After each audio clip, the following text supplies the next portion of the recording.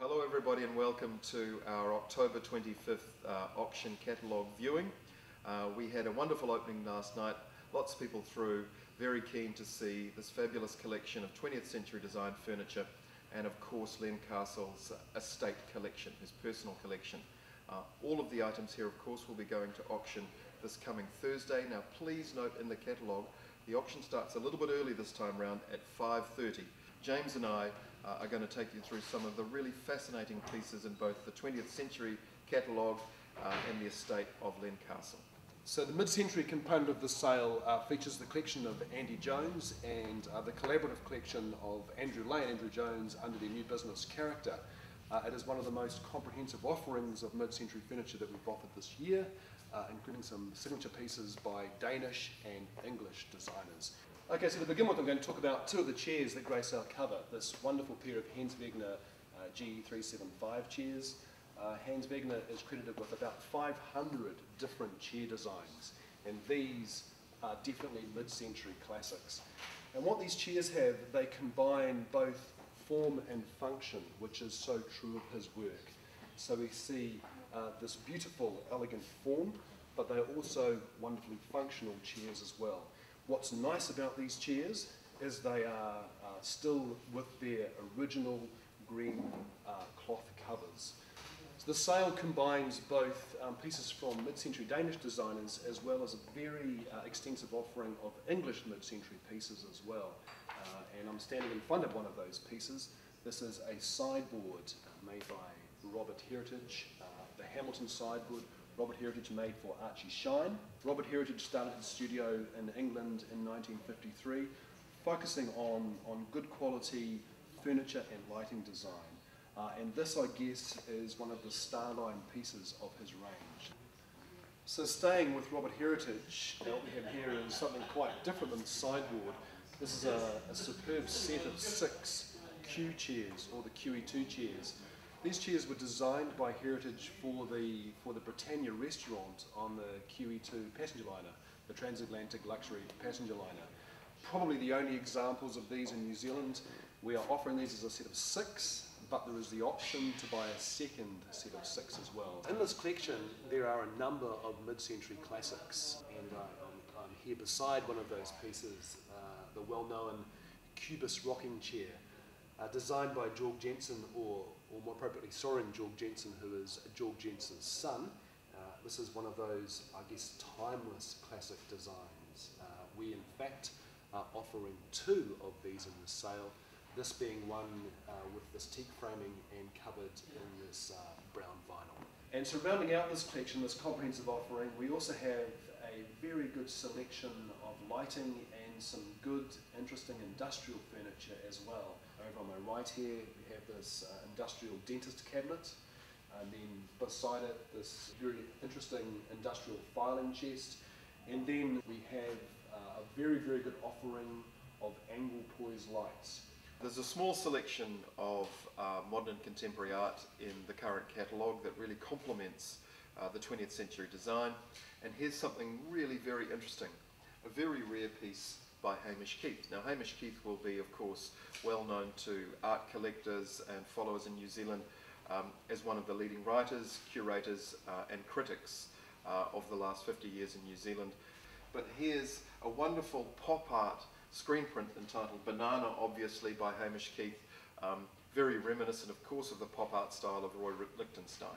So to give some context, some New Zealand context to the modern design component of the sale, we have the classic Garth Chester Curvesi chair. This is a superb example, becoming harder and harder to find. In fact, very few examples are appearing for sale, and very few examples appear in this kind of condition. So this is in lovely condition, a few minor surface scratches, but apart from that, in very good condition. Reputedly, there was only 500 of these chairs made, and that's one of the reasons, I guess, why we see so few.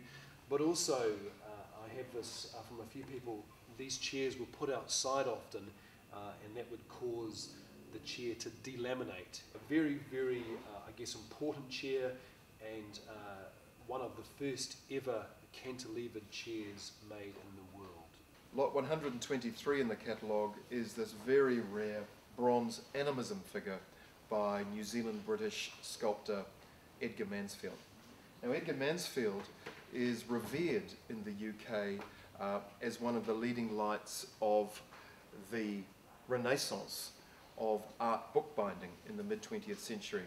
He retired to New Zealand in his 60s and gave up bookbinding in favour of sculpture. Now, these animism figures, to my eye, bear all the hallmarks of Mansfield's early training. And what we see in this is the influence of the Italian futurists and the English vorticists. And the artist that really comes to mind to me when I look at these animism figures by Mansfield, of course, is Umberto Boccioni, the great Italian futurist. We see these wonderful fluid forms, this one perhaps reminiscent of a bird in flight. They are heavily abstracted and fluid, and this is an example of high modernism taking place in New Zealand. So we're very proud to be offering also in this sale the Len Castle estate collection, pieces consigned to the auction by Len Castle's brother, Neil, and Faye Castle, and it is probably safe to say the most comprehensive offering of Len Castle's pieces to come to the market. And so we have pieces ranging from the beginning, from the crumb brickwork phase from early 1950, running right through to the end of Len Castle's career with a sulphur bowl. We have a sulphur bowl on the sale as well. So it really does cover all of Len Castle's practice. What is very nice about the offering is we have a very comprehensive offering of the early pieces as well. Pieces that are referenced in both of the Len Castle books. I guess of all these pieces, I have a few favourites in this part of the sale, but I think this would happen to be probably my most favourite piece, this matte earthenware vase from the crumb brickwork period. One of the nice things about dealing with this collection has been sharing some of the stories with Neil Castle about Len's practice.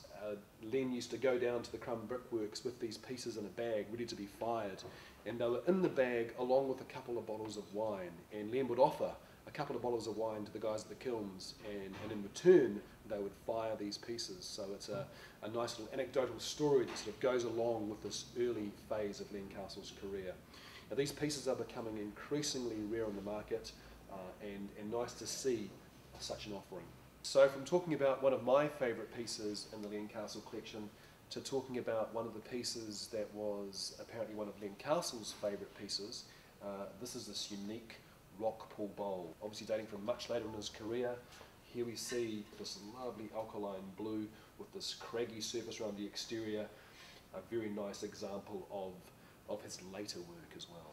Part of the Len Castle collection, there's a number of unique items, but what we do have, which is certainly unique, is two collections of stones and rocks and fossils that Len Castle found on his various walks. And the pieces he found were inspiration, I guess, for his practice.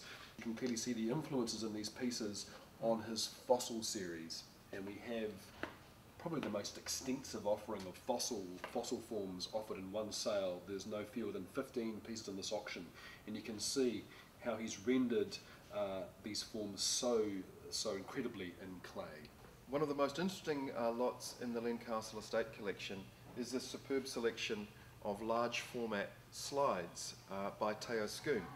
Now, before I talk about these, I just want to read a letter that is part of this, that is written by Len in February 2007, and it reads, Teo Schoon geothermal slides and others. These colour transparencies were gifted to me by Teo about 1983. Most of the images were taken during the 1950s and 60s, and mostly at the Rotorua, Waiotapu and Waitaki geothermal zones. Some show intimate aspects of the New Zealand landscape and abstract patterns of great beauty.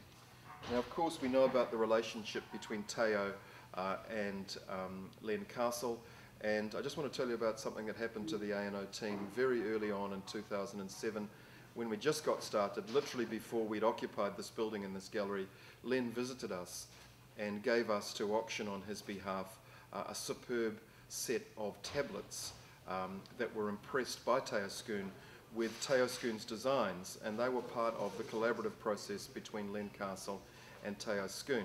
And what we have here in this selection of slides is a mixture of the geothermal images that were obviously referred to in many cases by Len Castle, in terms of influencing his forms and his glazes, but also what we have here are slides of some very important works, paintings by Teo Schoon.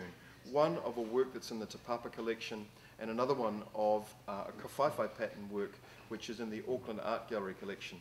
So this is a very important archive, about 25 slides taken by Teo Schoon, and one of the many treasures, of course, in Len's personal collection.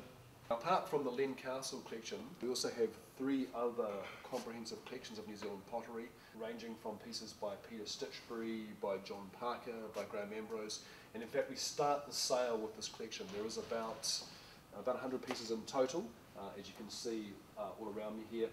Most of the pieces in the early part of the sale are going to be offered without reserve. And of course no collection of Len Castle's pieces would be complete without one of his iconic blossom vases, becoming very, very difficult to find. In fact, I think I've only ever sold, this would be the 3rd one at auction over the last 15 years. It really is the iconic Len Castle piece. In fact, so much so, one of the examples of the blossom vase with a similar glaze, the Jun glaze like this, graces the cover of the first book, Len Castle Potter. This example is also being offered alongside a copy of Len Castle Potter, which is signed by Len Castle. And in addition to this, we conclude the auction with a large and extensive offering, which is Len Castle's library.